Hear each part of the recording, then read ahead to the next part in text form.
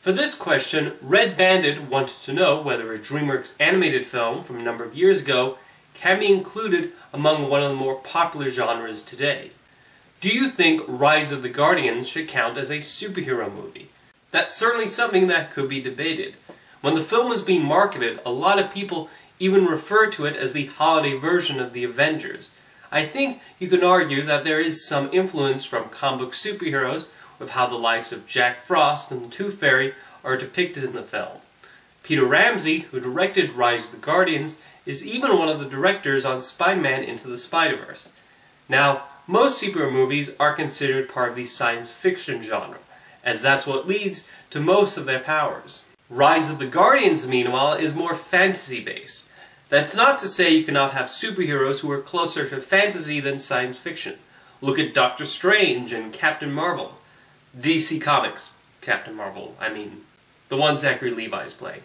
The plot of Rise of the Guardians does center around the main heroes attempting to save the world from an evil being bent on ruining the dreams of young children and replacing them with nightmares.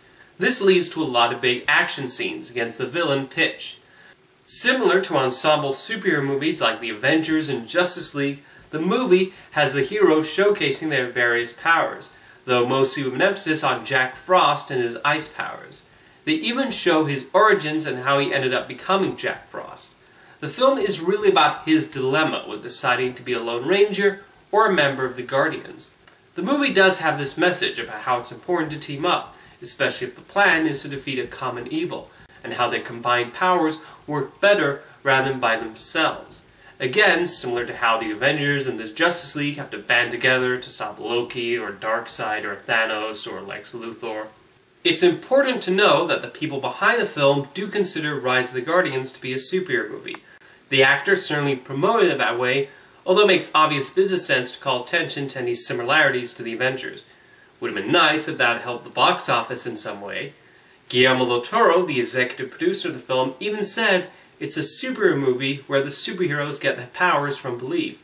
And that's certainly an accurate way of describing the film, as what fuels the powers of Santa Claus, the Easter Bunny, and the other characters is children's belief in them.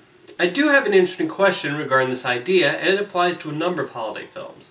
So obviously children believe in the Tooth Fairy and the Easter Bunny and Santa Claus in this world, but what about their parents? There's even a scene where children are upset about the lack of Easter eggs. Do the parents know about the bunny leaving the eggs? Or the Tooth Fairy switching the teeth for coins? I've long found it strange that parents are skeptical about the existence of Santa Claus in Christmas movies, but who else could possibly be leaving those presents under the tree? Sorry, I went off track there, but that's a question for the rest of you. To conclude, I don't see why Rise of the Guardians should not count as a superhero movie. Not all superheroes wear capes, and it certainly has the ingredients that define a modern superhero movie.